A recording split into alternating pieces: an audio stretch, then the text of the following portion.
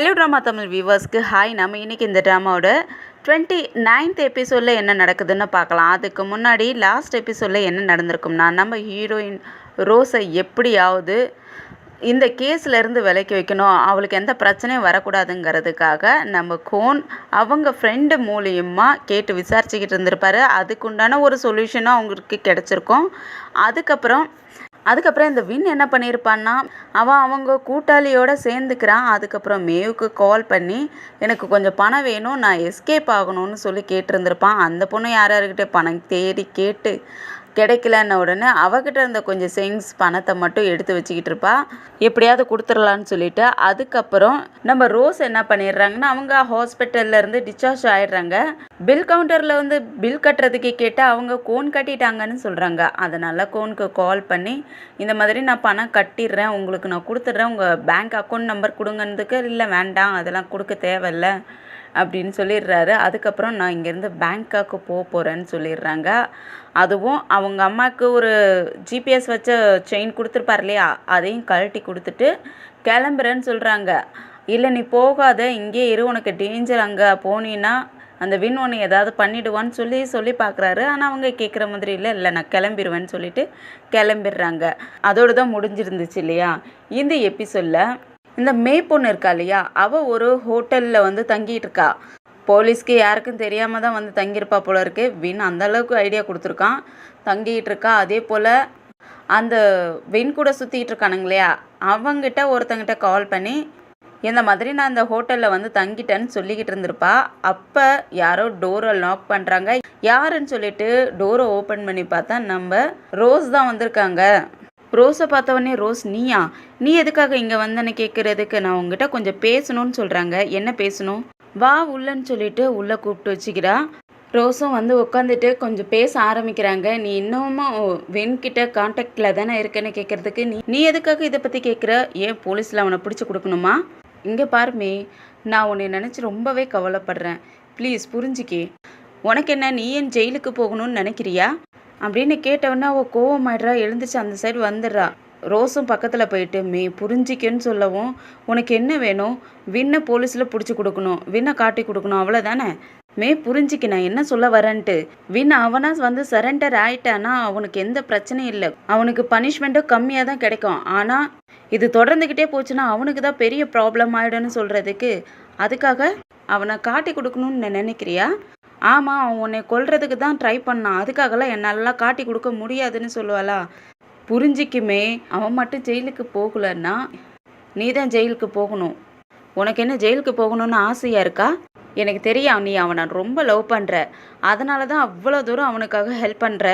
அதுவும் இல்லாத என்னையும் ஹெல்ப் பண்ண வச்ச. எனக்கு முதல்ல என்ன நடந்திருந்தாலும் பரவாயில்ல, ஆனால் எனக்கு உன்னை ரொம்பவே பிடிக்கும். புரிஞ்சிக்குமே, நீ நல்லபடியாக வாழணும்னு நான் ஆசைப்பட்றேன். நீ இந்த மாதிரி கேஸு, மறைஞ்சி வாழ்கிறது, இந்த மாதிரி பிரச்சனையெல்லாம் சந்திக்கணும்னு நினைக்கிறியா? புரிஞ்சிக்கு அப்படின்னு சொல்கிறதுக்கு அப்போன்னா வின்க்கு என்ன ஆகும்னு அப்படின்னு கேட்குறா. பாவம் இந்த பைத்தியக்கார பொண்ணு அவனை ரொம்பவே நம்பிக்கிட்டு இருக்கும் போல இருக்குது. இந்த வின்னும் அவகிட்ட இருந்து எப்போ பணம் வருமோன்னு எதிர்பார்த்துக்கிட்டே இருக்கிறான். அதுக்கப்புறம் நம்ம ரோஸ் என்ன பேசினாங்கன்னே காட்டலை. அதுக்கப்புறம் வெளியே வந்துடுறாங்க. வெளியே தான் கோனும் நின்றுட்டு இருக்காரு.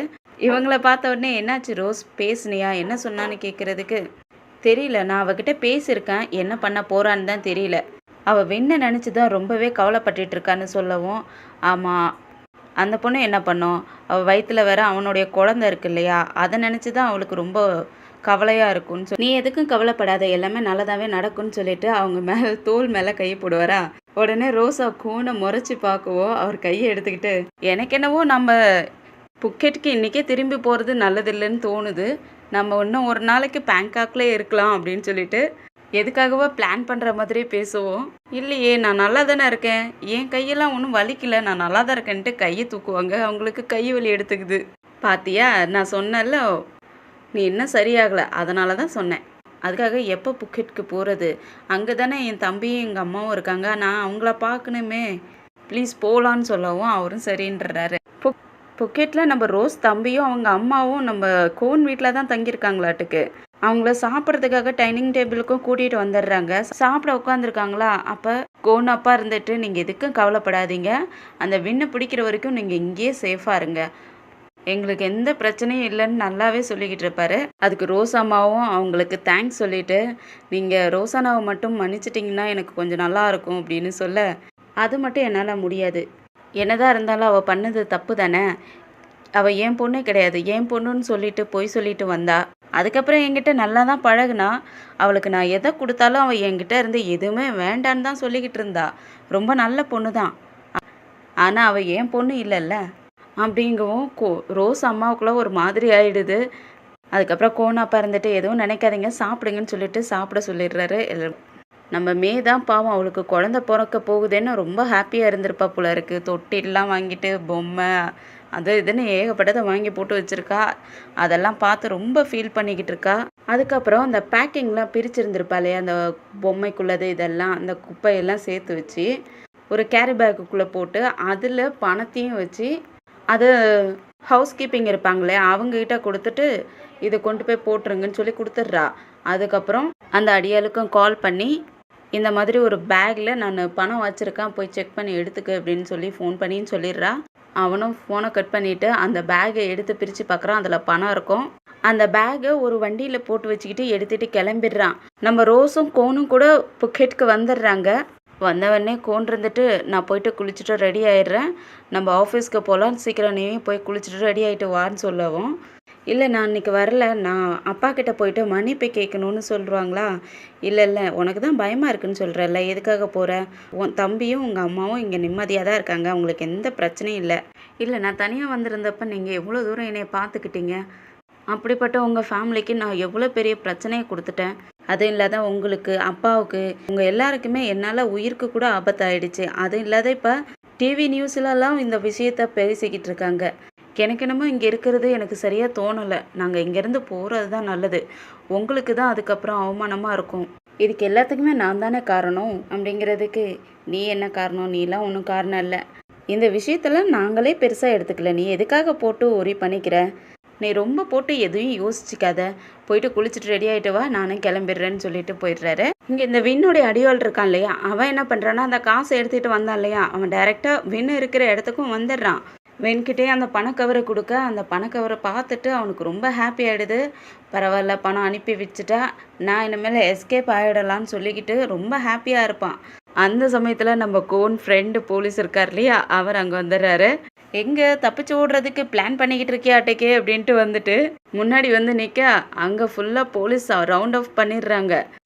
இவனா என்ன நடக்குது, எப்படி இவங்களுக்கு நியூஸ் தெரிஞ்சிச்சுன்னு சொல்லிட்டு முழிச்சுக்கிட்டு இருக்கான். அந்த பணம் கொண்டு வந்தான் இல்லையா, அவங்ககிட்டயும் "நீ தான் போலீஸை கூட்டிகிட்டு வந்தியான்னு" கேட்க, "இல்லை நான்லாம் கொண்டு வரல, இவங்க எப்படி வந்தாங்கன்னு எனக்கே தெரியாதுன்னு" சொல்லிக்கிட்டு இருக்கான். அப்போ தான் என்ன நடந்துச்சுன்னு காட்டுறாங்க. மே பொண்ணு இருக்கா இல்லையா, அவன் என்ன பண்ணியிருக்கான்னா பணத்தையும் போட்டு அனுப்பி விட்டுட்டு அதுக்கப்புறம் போலீஸ்க்கும் கால் பண்ணி சொல்லியிருப்பா, "இந்த மாதிரி நான் பணம் கொடுத்துருக்கேன், இந்த இந்த ஆள் கொண்டுட்டு போகிறான், நீங்கள் அவனை ஃபாலோ பண்ணிங்கன்னா வின் இருக்கிற இடத்த கண்டுபிடிச்சிடலான்னு" சொல்லிட்டு அவள் தான் சொல்லியிருப்பா. ஏன்னா ரோஸும் வந்து சொல்லியிருப்பாங்களே, இப்போயே அவனுக்கு மாட்டிக்கிட்டான்னா அவனுக்கு பனிஷ்மெண்ட்டு கம்மியாக தான் கிடைக்கும், அதுக்கப்புறம் நீயும் அவனும் சந்தோஷமாக இருக்கலான்னு சொல்லியிருப்பாங்க இல்லையா, அதுக்காக தான் இவன் இந்த மாதிரி பண்ணியிருப்பா. அதுக்கப்புறம் தான் நம்ம போலீஸ் ஃப்ரெண்டும் அங்கே வந்து பிடிச்சிருப்பாங்க இவனை. அதுக்கப்புறம் போலீஸ் ஸ்டேஷனுக்கும் கூட்டிகிட்டு வராங்களா, அப்போ மீ, நம்ம ரோஸ், கோன்னு 3 பேரும் ஒன்றா உட்காந்துருப்பாங்க. அவங்க 3 பேர்த்தையும் பார்த்துட்டு இவனுக்கு செம்ம கோவமாகுது. வென்க்கு இந்த மே வந்து நம்ம ரோஸ் கூடயும் கோன் கூடயும் உட்காந்துருக்கிறத பார்த்த உடனே அவனுக்கு செம்ம கோவமாகுது. அப்போன்னா, "மே நீ தான் இதை வேலையை பண்ணியா? போலீஸ்க்கு கால் பண்ணது நீதானா?" அப்படின்னு கேட்க, "ஆமாம் வின், ஆனால் என்னை மன்னிச்சிருங்க, எனக்கு வேறு வழி தெரியல, என்னாலலாம் ஜெயிலுக்கு போக முடியாது, அதனால தான் இந்த மாதிரி பண்ணிட்டேன்." அப்படிங்க அந்த நேரத்தில் இன்னொரு போலீஸ் வந்துட்டு, "வாங்க உள்ளே போகலான்னு" சொல்லிட்டு உள்ளே கூட்டிகிட்டு போயிடுறாங்க. அதுக்கப்புறம் கோன் ஃப்ரெண்ட் இருக்கார் இல்லையா போலீஸ்காரரு, அவர் தான் விசாரிக்கிறாரு.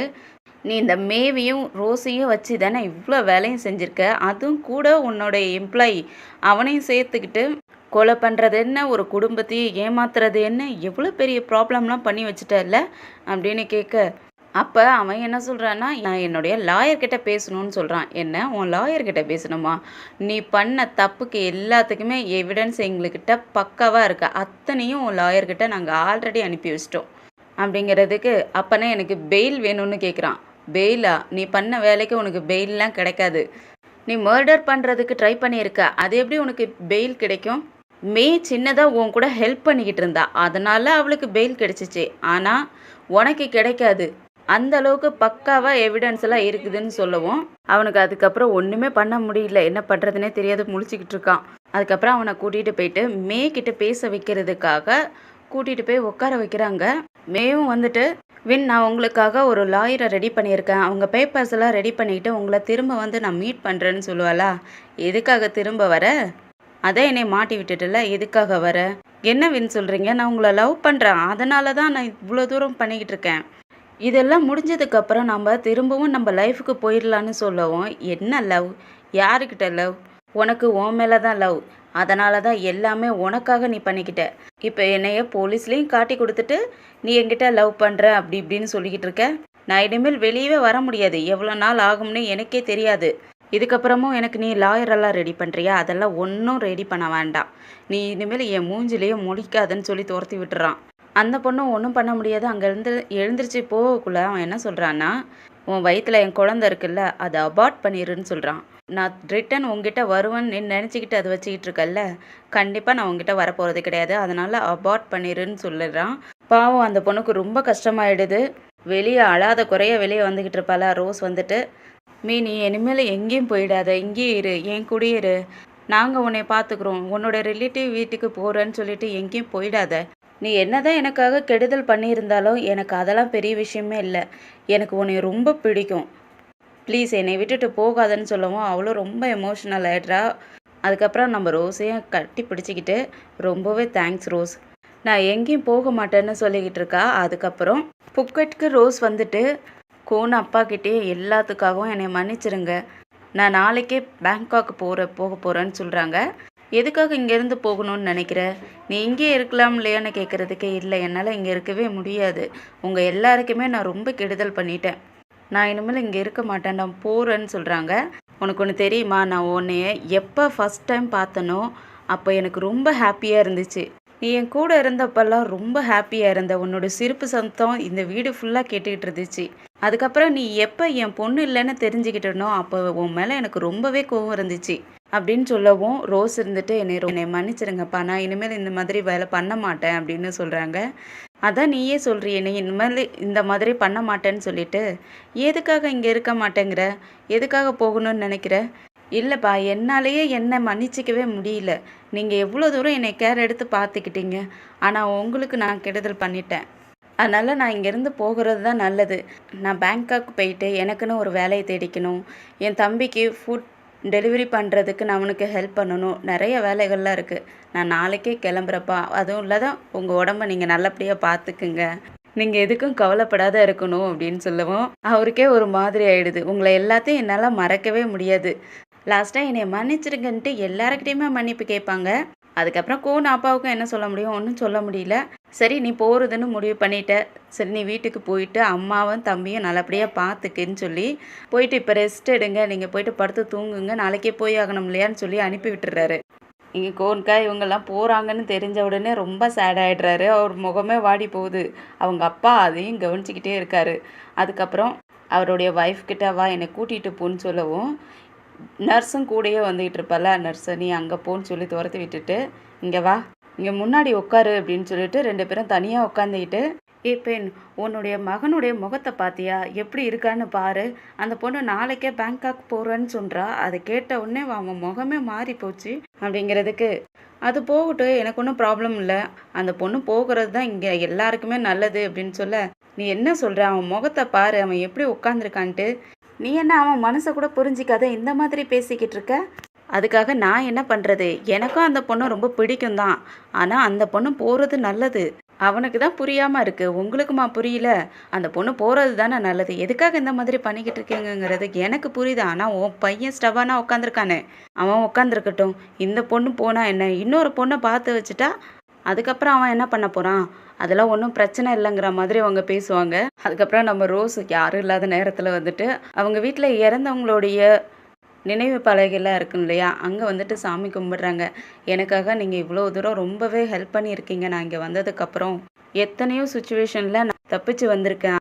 எனக்கு நீங்கள் ரொம்பவே ஹெல்ப் பண்ணியிருக்கீங்க, ரொம்பவே நன்றின்ட்டு நன்றி சொல்லிவிட்டு நாளைக்கு நான் கிளம்ப போகிறேன்னு சொல்லிக்கிட்டு இருப்பாங்க. அந்த சமயத்தில் கோனும் பின்னாடி வந்து இவங்க என்ன பண்ணிக்கிட்டு இருக்காங்கன்னு பார்த்துக்கிட்டு இருக்காரு. இவங்களும் கோனை பார்த்துடுறாங்க, 2 பேரும் பார்த்துக்கிறாங்க. அதோட தான் இந்த எபிசோடு முடியுது. நம்ம ரோஸ் எல்லாருக்கிட்டையும் மன்னிப்பு கேட்டுட்டு புக்கெட்டில் இருந்து பேங்காக் கிளம்புறதுக்காக ரெடி ஆகிக்கிட்டு இருக்காங்க. ஆனால் கோனுக்கு மனசே இல்லை அவங்கள விட்டுட்டு இருக்கிறதுக்கு. நாளைக்கு அவங்க கிளம்பவும் போகிறாங்க. அதுக்குள்ளே கோன் எதுவும் பேசி அவங்கள இருக்க வைக்க போகிறாரா, இல்லை அவங்க 2 பேருமே பிரிஞ்சு போக போகிறாங்களான்னு நம்ம அடுத்த எபிசோடில் வெயிட் பண்ணி பார்க்கலாம். இந்த வீடியோ பிடிச்சிருந்துச்சுன்னா லைக் பண்ணுங்கள், உங்கள் ஃப்ரெண்ட்ஸ் அண்ட் ஃபேமிலிக்கு ஷேர் பண்ணுங்கள். அப்படியே நம்ம சேனலை சப்ஸ்கிரைப் பண்ணி பெல் ஐக்கனை கிளிக் பண்ணி வச்சுக்கிங்க. நம்ம அடுத்த எபிசோடில் சந்திக்கிற வரைக்கும் பாய் அண்ட் தேங்க்யூ.